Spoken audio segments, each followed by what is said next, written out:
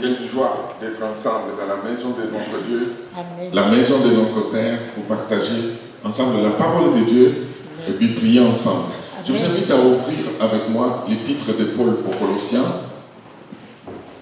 L'épître de Paul aux Colossiens. Nous allons aller au chapitre 2. Colossiens chapitre 2. Colossiens chapitre 2. Nous lirons à partir du verset 4. L'épître de Paul aux Colossiens chapitre 2 verset 4. Vous savez que dans l'épître de Paul aux Colossiens, Paul veut vraiment que Jésus-Christ revienne au centre.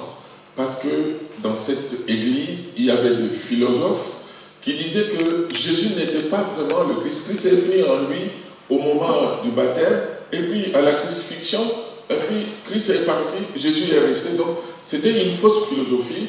C'est pour ça que l'apôtre dit, mais Dieu a permis que toute la divinité habite en Christ. Donc c'est Jésus-Christ et Dieu. Amen. Donc voilà. À partir du verset 4, il est dit ceci: j'ai dit cela afin que personne ne vous trompe par des discours séduisants. Car si je suis absent de corps, je suis avec vous en esprit, voyant avec joie les bons ordres qui règnent parmi vous et la fermeté de votre foi en Christ. Ainsi donc, comme vous avez reçu le Seigneur Jésus, marchez en lui, étant enracinés et fondés en lui et affermis par la foi, d'après les instructions qui vous ont été données, et abondez en action de grâce. Prenez garde que personne ne fasse de vous sa proie par la philosophie et par une vaine tromperie, s'appuyant sur la tradition des hommes, sur les principes élémentaires du monde et non sur Christ. Car en lui, voyez-vous ce que je vous disais, habite corporellement toute la plénitude de la divinité.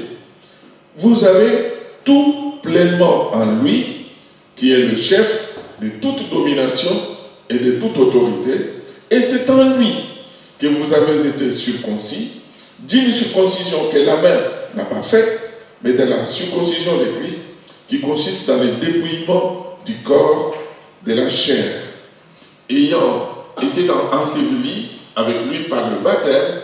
Vous êtes aussi ressuscités en lui et avec lui par la foi en la puissance de Dieu qui l'a ressuscité des morts. Amen. Amen. Donc ce texte, on peut le relire à la maison. Je pouvais faire même une étude biblique. Voyez-vous, en le relisant, si vous regardez au verset 6, il est dit: ainsi donc, comme vous avez reçu le Seigneur Jésus, pour nous qui avons reçu le Seigneur Jésus-Christ, Paul dit: marchez en lui. Amen. Amen. On pouvait faire l'étude sur marcher en Christ, mais on pouvait aussi faire l'étude sur le verset 7, il dit: étant enraciné et fondé en lui et affermi par la foi d'après les instructions. Donc on peut aussi faire une étude biblique là-dessus. Mais ce soir, je vous ai dit que je ne voulais pas faire une étude biblique, juste vous apporter une courte pensée pour que nous puissions prier ensemble. Je me suis arrêté sur le verset 10 que vous connaissez. Le verset 10, l'apôtre affirme aux Colossiens, mais je crois qu'au-delà des Colossiens, en nous, l'église de Maron, l'apôtre dit ceci: vous avez tout pleinement en lui. Amen. Amen. Amen. Il dit: vous avez tout pleinement en Jésus-Christ. Est-ce que vous êtes conscient de ça? Amen. Je crois qu'en tant qu'enfant de Dieu, si nous réalisons, si nous comprenons cette grande vérité, nous n'allons pas chercher à gauche, à droite. Parce que nous avons tout, mais tout pleinement en Jésus. Alors qu'est-ce qu'on ira chercher ailleurs? Qu'est-ce qu'on va encore se débrouiller pour trouver des solutions? Parce que nous avons tout pleinement en Christ. Amen. Amen. L'apôtre dit: vous avez tout pleinement en lui, qui est le chef de toute domination et de toute autorité, que son nom soit béni. Notre monde, c'est un monde troublé, c'est un monde rempli de problèmes, rempli de difficultés, d'épreuves. C'est un monde qui cherche, chaque fois qu'il y a des problèmes et des soucis, on cherche à s'en sortir, on cherche des solutions. Mais dans ce monde, vous et moi, nous y existons, nous vivons. Et ce soir, à travers ce verset, je crois que c'est le Seigneur qui nous parle. Il dit, mais vous cherchez des solutions, vous voulez vous en sortir. Mais la solution n'est pas ailleurs. La solution est en Jésus-Christ. Amen. La solution est en Jésus. Et voyez-vous, la manière dont le verset est écrit, il dit « vous », pour dire que la parole s'adresse à chacun de nous. Oui. Quel que soit notre rang, qu'on soit un homme, qu'on soit une femme, qu'on soit quelqu'un d'intellectuel avec beaucoup de diplômes ou pas, qu'on soit quelqu'un de riche ou de pauvre, un cadre ou un eremiste, marié ou célibataire, jeune ou moins jeune, qu'importe. Le texte s'adresse à chacun d'entre nous. Alléluia. Amen. Peut-être que vous allez dire, mais frère, si vous aviez lu ce verset, quand telle personne était là, c'était tellement magnifique pour cette personne. Non. Dieu ne parle jamais aux absents.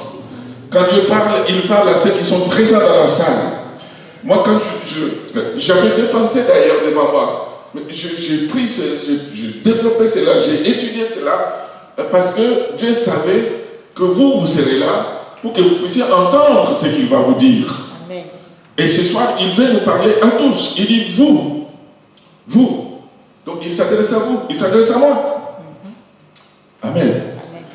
Parce que je me rappelle d'une sœur qui, après un message, me dit, mais frère, en tout cas, ce que vous avez dit, c'était super. Mais si ma cousine était là, je crois que c'était vraiment pour elle. Et puis je l'ai regardé, je dis, vous savez, Dieu ne parle pas aux absents. Dieu parle à ceux qui sont présents.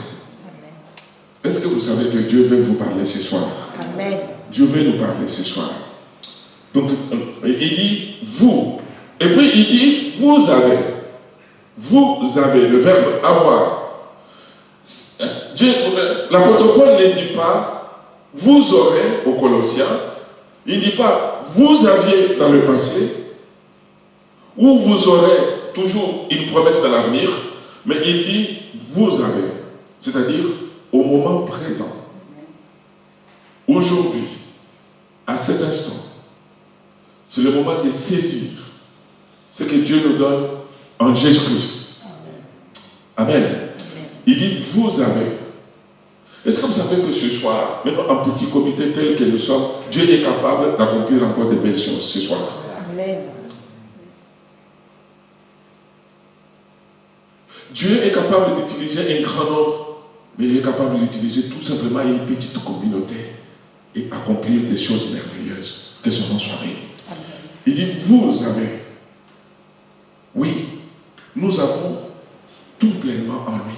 Tout est à notre disposition. C'est donné, c'est acquis. C'est une affirmation. La Bible ne dit pas aller chercher encore. Il dit, vous avez. Amen.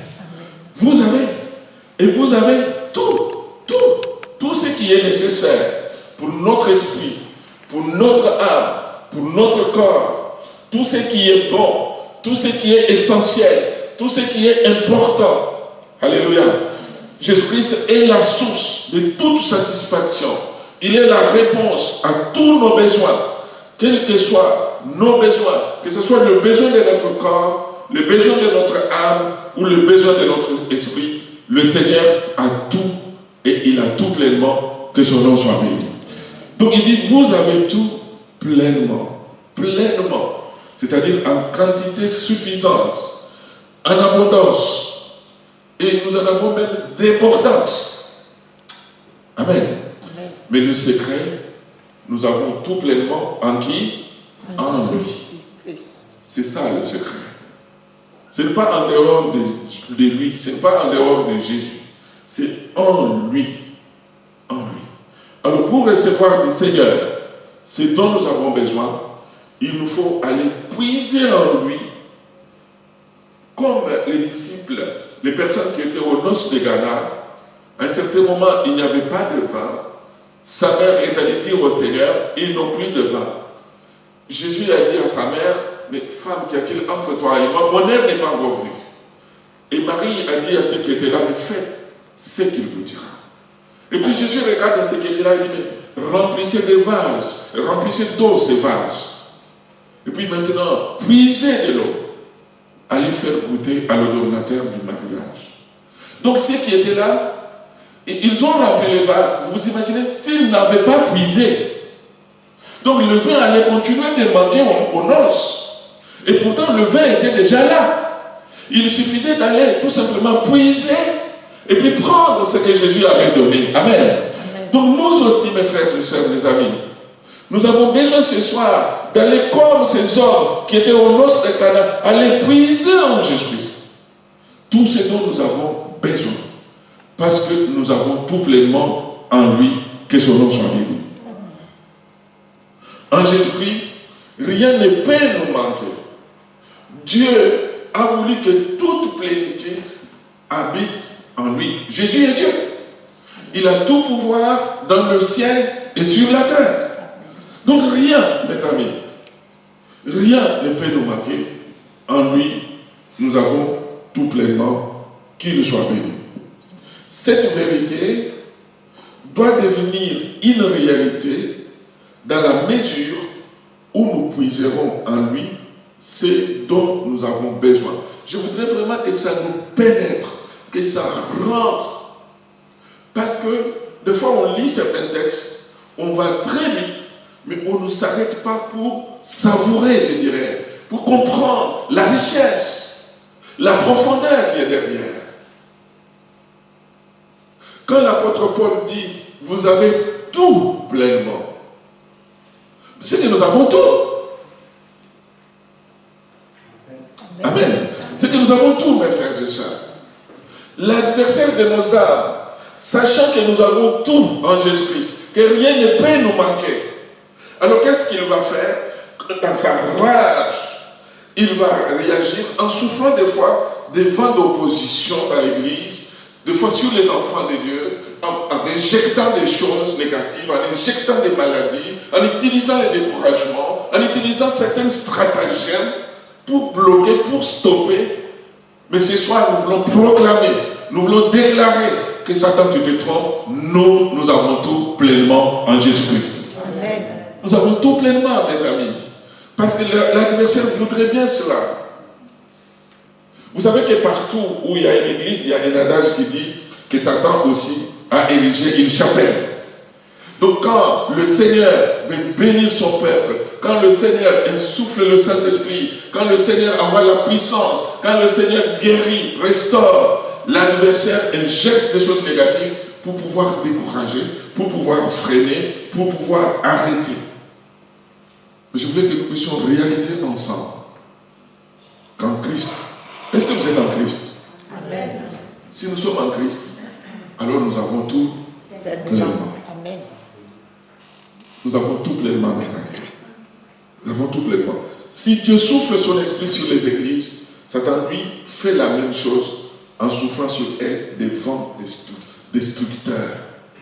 Lui, il voudrait décourager, il voudrait arrêter. Mais nous sommes en Christ, assis dans les lieux célestes. Nous sommes en Christ, mes amis. Si vous regardez les églises dont on parle l'apôtre Paul, des fois les églises que lui-même a fondées, par exemple comme l'église de Galates, alors qu'ils avaient tout pleinement en Christ, qu'est-ce que Satan a fait? Satan s'est servi de certains juifs qui poussaient les disciples à continuer d'observer la loi de Moïse. Vous savez, c'est vrai, on vous a parlé de la grâce, mais la grâce ne suffit pas pleinement. Il faut quand même observer la loi. Comme ça, vous aurez un petit mélange de la grâce et puis un petit mélange de la loi. Et comme il y avait ce mélange, la doctrine de la grâce était ainsi diluée, et dans l'amalgame de grâce et de loi, il ne fallait pas s'attendre à avoir en Christ tout pleinement. Donc, il y avait la tristesse, il y avait la peur, parce que les gens disaient, mais nous n'allons pas y arriver. Au lieu tout simplement de se reposer sur la grâce de Dieu, mais il fallait qu'ils prennent une bonne partie de la grâce et puis une bonne partie de la loi, et puis ils faisaient les mélanges. Et ils sont passés ainsi, à côté. Si vous lisez l'Épître aux Galates, vous allez voir comment l'apôtre Paul est dit, mais vous marchez si bien, vous couriez si bien, mais qui vous a ensorcelé? Est-ce que vous pensez que si vous revenez à la loi, est-ce que vous serez sauvés? Est-ce que vous serez pardonnés? Parce que selon la loi, tous ont péché et tous sont privés de la gloire de Dieu. Mais merci Seigneur, nous sommes des gracieux de Dieu. Parce que Dieu nous a graciés, nous sommes lavés, nous sommes pardonnés, que son nom soit béni. Mais il n'y a pas qu'à l'église de Galate. Si vous lisez l'épître de Paul aux Corinthiens, alors que ils avaient tout pleinement en Jésus-Christ. Qu'est-ce que Satan a soufflé? Le Satan avait soufflé des vents de discorde. Vous regardez dans l'église de Corinthiens, l'église était minée de l'intérieur par des divisions, par des querelles, par des animosités, par des procès. Ils s'accusaient, ils passaient les uns les autres devant les tribunaux, jugés par les inconvertis. Et dans cette atmosphère-là, il ne fallait pas espérer recevoir tout pleinement de Christ, lui qui est le prince de la paix. Alors si nous voulons tout recevoir pleinement en Christ, nous devons être en paix les uns les autres. Amen. Amen. Donc voyez-vous, donc ces vents que Satan souffle, ces vents pernicieux sont semblables à des mouches qui viennent infecter et font fermenter l'huile du parfumeur, qui vient troubler, qui vient bloquer, qui vient freiner. Et ce soir, mes amis, nous voulons que toutes ces choses soient ôtées, parce que nous voulons tout recevoir, tout pleinement, en Jésus-Christ, que son nom soit béni. Alors nous ne voulons pas que, nous voulons que cela descende vraiment au plus profond de nous. Nous voulons que cela habite vraiment au plus profond de nous. L'apôtre dit, vous avez tout pleinement en lui. Pour montrer que c'est fort ce qu'il dit, l'apôtre emploie des termes significatifs. Il emploie d'abord l'adjectif tout, qu'il fait suivre immédiatement après de l'adverbe pleinement. Mais l'idée, ça veut dire la même chose. Il dit tout pleinement. Ce qui veut dire qu'en Jésus-Christ, les disciples ont tout au complet, en totalité et au maximum, et même plus que le maximum, car Paul dit que nous avons infiniment au-delà de tout ce que nous demandons et pensons, que son nom soit béni. Jésus-Christ, mes amis, il est la source de toute satisfaction. Amen. Amen. Oui, on peut chercher des satisfactions ailleurs. On peut peut-être chercher des trucs pour combler, mais celui qui nous satisfait pleinement, c'est le Seigneur Jésus. Jésus-Christ, mes amis, il est la réponse à tous les besoins de l'homme. Que ce soit pour notre corps, je l'ai dit, que ce soit pour notre âme ou pour notre esprit, que son nom soit béni. Nous avons tout pleinement dans la mort et la résurrection de Jésus. Tout. Par la foi en lui, nous avons le pardon de nos péchés. Amen. Amen. Est-ce que vos péchés sont pardonnés? Amen. Oui. C'est la plus grande des bénédictions. Être conscient que nos péchés sont pardonnés. Qui pouvait nous pardonner les péchés? Qui pouvait payer le prix pour que vous et moi nous soyons pardonnés? Le seul. Jésus. Le seul, le juste, qui a ouvert le livre. Il a dit, je suis là, envoie-moi. Il est venu, il est allé jusque sur le bois de la croix. Il est allé jusqu'au bout. Alléluia. Et puis il est mort, il a été enterré, il est ressuscité, il est vivant pour toujours. Que son nom soit béni. Nos péchés aujourd'hui sont ôtés, enlevés. Nous sommes pardonnés. Amen. Et maintenant, il n'y a plus de condamnation pour ceux qui sont en Jésus-Christ. Par la foi en lui, nous avons été réconciliés avec Dieu. Autrefois, nous étions des ennemis, nous étions des opposés. Mais maintenant, Dieu est devenu notre Père. Alléluia. Dieu est-il votre Père? Amen. Oui, il est le Dieu de toutes les créatures. Mais nous, certes, il est notre Dieu.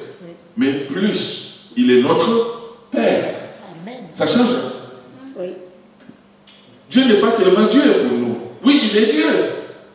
Mais pour nous, il est plus que Dieu. Il est notre Père. Un Père est celui qui prend soin des siens. Un Père est celui qui pourvoit aux besoins de ses enfants. Un Père est celui qui donne l'autorité. Et un Père, c'est quelque chose de spécial.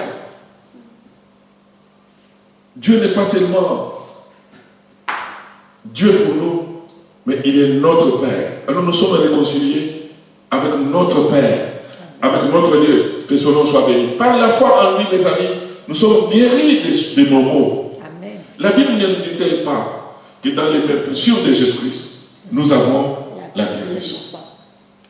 Est-ce qu'il y a des hommes et des femmes ce soir dans cette salle qui ont été au moins une fois dans leur vie guéris dans leur corps? Voyez-vous, il est le Dieu qui guérit encore. En 2022, que son nom soit béni. Par la foi en lui, nous avons la paix avec Dieu. Amen. Si Dieu est devenu notre Père, si nous sommes en paix avec lui, c'est parce que nous avons placé notre foi dans l'œuvre que Jésus-Christ a accomplie à la croix. Amen. Par la foi en Jésus-Christ, nous sommes justifiés. Oui, nous sommes des êtres pécheurs, mais par l'œuvre de Jésus-Christ à la croix, Dieu nous voit justes. Oui, moi je suis mauvais, moi je suis comme ça, mais Dieu ne me voit plus comme j'étais autrefois. Dieu me voit juste, que son nom soit béni. Alléluia. Par la foi en lui, mes frères et sœurs, nous sommes devenus des enfants de Dieu, je l'ai dit, mais par la foi en lui, nous avons la victoire sur le péché, sur le diable et sur la mort. Amen. Que le nom du Seigneur soit béni. Le dernier adversaire, notre dernier ennemi qui a été vaincu, c'est la mort. Maintenant, quand la mort vient, la mort nous sert de tremplin pour que nous puissions rencontrer le Seigneur, pour que nous puissions voir le Maître. Oh, mes amis, qu'est-ce que c'est bon de réaliser que nous avons tout pleinement en Jésus-Christ. Par la foi en lui, mes amis, notre nom est inscrit dans le livre de vie, n'est-ce pas? Oui. Nous sommes sur la terre, mais il y a un registre là-haut où notre nom est inscrit. Ah, je n'aimerais pas qu'il soit effacé un jour, mais je voudrais entrer dans sa présence. Le jour où il va m'appeler, il y a une personne qui me demande, mais depuis qu'il a dit qu'il va venir, quand est-ce qu'il revient? J'ai entendu ça, j'avais 13 ans. Aujourd'hui, j'ai 77 ans. Il n'est pas toujours revenu. Je dis, madame, ne vous inquiétez pas. S'il n'est pas revenu pour toute l'église, mais il peut revenir ce soir pour vous. Il peut revenir ce soir pour moi. Amen. Amen. Donc, d'ailleurs, 1000 ans sont comme un jour devant lui. Dieu n'entre pas dans le calcul comme nous. Il ne compte pas les années comme nous. Vous avez compté le nombre d'années que vous avez fait, mais prenez le nombre d'années que vous avez multiplié par 365 jours, vous allez voir que nous ne sommes pas grand-chose en fait. Sur la terre, nous ne vivons pas si longtemps que ça. Je vous ai dit, non, un jour, je disais à mon épouse, je dis, depuis qu'on est mariés, je ne sais pas combien de millions de jours qu'on a déjà fait. Mais dit, mais non, prends les calculs, prends la calculette, vas-y. Mais quand je lui dis, ah bon, c'est si peu comme ça. Et c'est là que je dis, depuis que je suis né, ça me fait combien là? J'ai calculé, c'est si peu comme ça. Même si vous prenez celui qui va vivre 100 ans, vous n'avez qu'à prendre 100 multiplié par 365 jours, voyez-vous, ça fait combien? C'est pas grand-chose. C'est pas grand-chose. Donc, notre nom est inscrit dans les livres de vie. Par la foi en lui, mes frères et sœurs, nous savons qu'un jour, nous occuperons la place qu'il est parti nous préparer. Amen. Amen. En ce moment, Jésus est allé nous préparer des places. Il revient bientôt nous chercher pour que nous soyons au ciel avec lui, que son nom soit béni. Éphésiens dit que par la foi en lui, Dieu nous a bénis de toutes sortes de bénédictions spirituelles dans les lieux célestes, que son nom soit loué. Amen. En lui, nous avons l'espérance que même si nous décédons sur la terre, un jour nous serons ressuscités et nous passerons l'éternité avec le Seigneur. Et pour terminer cette petite série, vous dire tout simplement que par la foi en lui, nous sommes devenus des héritiers de Dieu. Amen. Amen. Des co-héritiers de Christ. Alors qui pourrait dire après cela que nous n'avons pas tout pleinement en Jésus-Christ? La liste est longue. Je n'ai relevé que quelques points seulement. Donc voyez-vous, vous avez tout pleinement en Jésus-Christ. Amen. Amen. Même quand nous allons prier ce soir, nous ne prions pas comme des mendiants, en fait, nous prions en étant sûrs que nous avons tout pleinement en lui, que nous sommes en lui. C'est pareil pour la prière. Regardez avec moi, j'avais pris ce texte dans Jean chapitre 14 au verset 12. Est-ce que vous voulez le regarder avec moi? Jean 14, à partir du verset 12, la Bible nous dit ceci, c'est le Seigneur qui parle. Il dit, en vérité, je vous l'ai dit, celui qui croit en moi fera aussi les œuvres que je fais, et il en fera de plus grandes, parce que je m'en vais au Père. Et le verset 13, c'est celui qui nous intéresse, Jésus dit ceci, et tout ce que vous demanderez à mon nom, je le ferai, afin que le Père soit glorifié dans le Fils. Si vous demandez quelque chose à mon nom, je le ferai. Jésus dit, tout ce que vous demanderez à mon nom, tout ce que vous demanderez, parce que nous avons tout pleinement en lui. Amen. Vous me regardez puis avec un peu, frère, mais si tout ce que nous demandons, nous recevons, mais pourquoi des fois nos prières ne sont pas exaucées? Avec raison, vous pouvez vous demander, vous pouvez me demander. Ce que la Bible dit, Dieu ne nous trompe pas. Dieu est un Dieu de vérité. Ce qu'il dit, il est capable de l'accomplir. Mais qu'est-ce qui fait que des fois nous prions, nous ne voyons pas nos prières exaucées? Et pourtant, il dit, tout ce que vous demanderez à mon nom, tout ce que vous demanderez à mon nom, c'est peut-être parce que, vous savez, il y a plusieurs raisons, mais tout simplement vous en donnez 3. Peut-être que nous prions, mais il y a une forme de manque de foi. Vous savez qu'il y a certaines prières qui sortent de nos lèvres, qui sortent comme ça, mais on n'y croit pas trop. La Bible nous encourage que lorsque nous prions avec foi, même une foi petite comme la graine de sénévé, Jésus dit, mais si vous avez une foi, même petite de cette dimension-là, vous diriez à cette montagne, mais lève-toi d'ici, jette-toi dans la mer, la montagne vous obéirait. C'est des fois notre foi qui défaille. Ô combien nous avons besoin de prier, mais avec une foi ferme. Amen. Seigneur, toi tu nous as dit, demandez et vous recevrez. Frappez et l'on vous ouvre. Cherchez et vous trouverez. Seigneur, nous voulons ce soir te demander avec foi, te demander avec confiance. Parce que nous demandons à notre Père. Nous demandons à notre Maître. Et il est capable de l'accomplir. Et quand la foi manque, la prière ne peut pas parvenir jusqu'au Seigneur.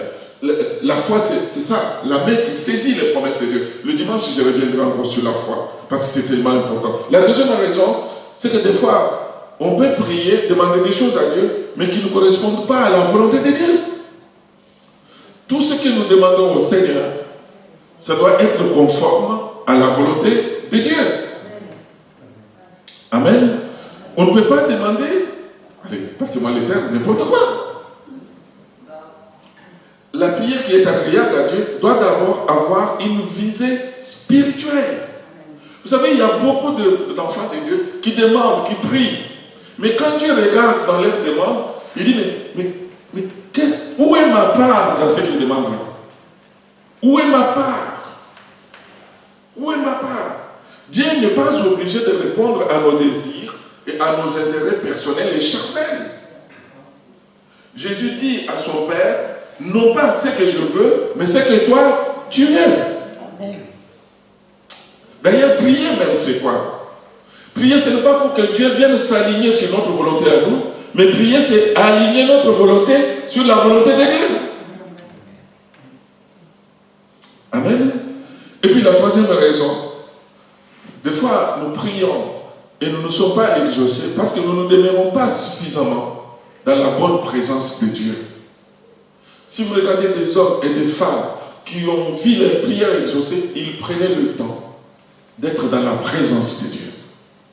Notre monde européen, c'est un monde qui, on court. On court. Vous avez entendu cet adage qui dit que ce sont les Africains qui disent que les Européens ont des montres, mais ils n'ont pas de temps.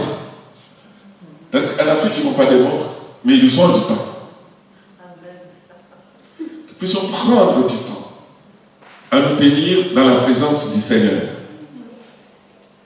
Amen. Prendre du temps de nous tenir dans la présence du Seigneur. Je me rappellerai toujours de David qui disait dans le psaume 16, verset 8, il dit « J'ai constamment l'Éternel sous mes yeux ». Donc il était, même quand tu le mangeais, même quand tu le marchais, David avait constamment l'Éternel sous ses yeux.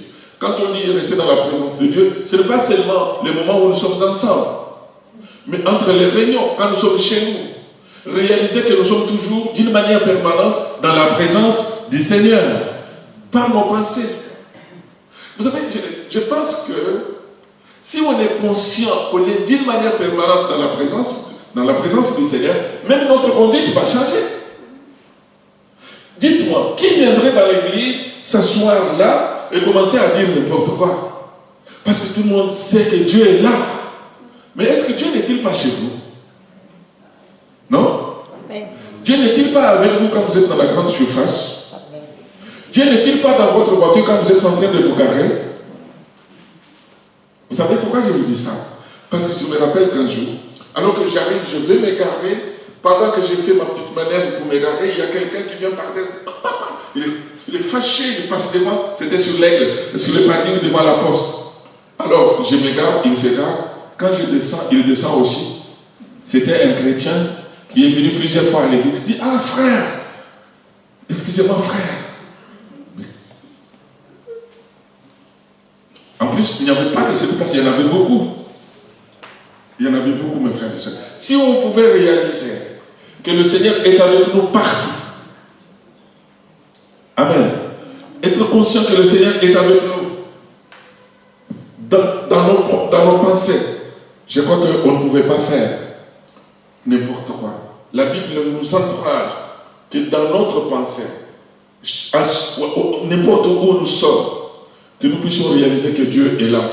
Philippiens 4, verset 8 nous dit que tout ce qui est vrai, que tout ce qui est honorable, que tout ce qui est juste, tout ce qui est pur, tout ce qui est aimable, tout ce qui mérite l'approbation, ce qui est vertueux et digne de louange, soit l'objet de vos pensées. Que nos pensées soient gardées pures, parce que nous sommes d'une manière permanente dans la bonne présence du Seigneur. Alléluia. Alors mes frères et sœurs, je vais conclure pour que nous puissions prier. Ne cherchons pas ailleurs ce que Dieu nous a donné pleinement en Jésus-Christ. N'ayons pas un regard perdu. Ne cherchons pas n'importe où. Ne faisons pas comme Adam et Ève. Alors que Dieu, en les créant, les avait placés dans un jardin où ils avaient tout. Ils ont voulu en savoir un peu plus, mais vous savez les conséquences. C'est qu'Ève a pris le fruit et l'a mangé. Elle a donné à son mari, leurs yeux se sont ouverts. Et ils ont désobéi. Ils ont fait le choix de désobéir à ce que le Père, le Dieu d'amour, leur avait dit. Le péché est entré, la souffrance, la mort. Nous avons tout pleinement, mes frères et sœurs. Ne cherchons pas ailleurs. Amen. Moi, je voudrais que nous puissions nous dire ensemble ce soir, Christ nous suffit pleinement. Nous n'avons pas à frapper à une autre porte, nous n'avons pas à nous inquiéter, nous n'avons pas à nous débrouiller. Christ nous suffit pleinement, que son nom soit béni. Dieu donne, et quand tu lui donnes, il donne pleinement, parfaitement. Dieu n'a-t-il pas fait entrer le peuple d'Israël dans un pays d'abondance où coule le lait et le miel? Quand on lit le livre de Deutéronome au chapitre 18, Canaan était un pays de cours d'eau, de sources et de lacs, pays de froment, d'orge, de vignes, de figuiers, de grenadiers, d'oliviers, de miel. Rien ne leur manquait. Parce que Dieu leur avait dit, je vous donnerai ce que Dieu dit. Dieu est capable de l'accomplir. Nous avons tout pleinement, mes amis. Quand Dieu fait des choses, mais il les fait de la bonne manière. J'aime bien. Quand un lépreux vient vers le Seigneur, il dit, mais purifie-moi si tu veux. Jésus le regarde, il le touche, il dit, je le veux, sois pur. Et quand il est purifié, la Bible ne nous montre pas qu'il y avait encore un peu de tâches. Non. Mais il fut purifié pleinement. Quand Naaman se présente devant Élisée dans le roi chapitre 5, Naaman lui dit, mais va, plonge-toi 7 fois dans le Jourdain. Il va, il se plonge une première fois, d'ailleurs il ne voulait pas. Mais quand il se plonge dans le Jourdain 7 fois, la Bible me dit que quand il est sorti, sa chair redevint comme la chair d'un jeune enfant et il fut pur. Pour dire que quand Dieu donne, il donne pleinement, totalement, parfaitement, que son nom soit béni. Des fois, nous les hommes, on donne la moitié. Mais Dieu donne pleinement. Pleinement. Vous vous rappelez du démoniaque de Gadara qui passait ses nuits dans les cimetières, qui avait des chaînes qui étaient liées. Et quand il a vu Jésus venir dans cette ville, il a couru vers Jésus. Mais tu es venu pour nous condamner, fils de Dieu, je sais qui tu es. Mais Jésus a chassé les démons. Et les démons commençaient à parler. Il dit, mais ne nous chasse pas comme ça. Autorise-nous d'aller même dans le troupeau de porcs qui est là-bas. Et Jésus les a autorisés. Et puis il a délivré cet homme. La Bible nous dit dans Marc 5, verset 15, que quand les gens sont venus voir cet homme, que personne ne pouvait dompter, que personne ne pouvait maîtriser pendant des années dans cette vie, ils ont trouvé le démoniaque qui avait eu la légion, assis, vêtu et dans son bon sens. Et ils furent tous saisis de frayeur. Merci Seigneur. Alors mes amis, je vais m'arrêter là, j'avais pris beaucoup d'exemples. Ne cherchons pas ailleurs ce que Dieu a mis à notre disposition. Raison de plus pour demeurer fermement en lui et dans sa parole, que notre foi puise en lui tout ce qu'il met à notre disposition, car nous avons tout pleinement en lui. Que son nom soit béni. Amen. Seigneur, nous voulons te bénir ensemble. Nous voulons te glorifier parce que tu es Dieu, parce que tu es l'Éternel. En ton nom seul, nous voulons donner gloire, mon Seigneur. Merci pour ce moment béni que tu nous donnes. Merci, notre Dieu, parce que nous avons tout pleinement. Nous voulons ce soir avec l'Église venir dans ta présence, réaliser. Nous voulons faire notre ta parole. Seigneur, nous voulons que tous ceux qui sont là ce soir, même ceux qui sont connectés sur Zoom, que nous puissions comprendre, Seigneur, ensemble, que nous avons tout pleinement en toi, Seigneur. Alors nous n'avons pas besoin de chercher à gauche, à droite, parce que tout est en toi. Merci pour ta grâce. Merci pour ce moment béni. Bénis ton peuple. Fais du bien aux uns et aux autres. Au nom de Jésus. Amen.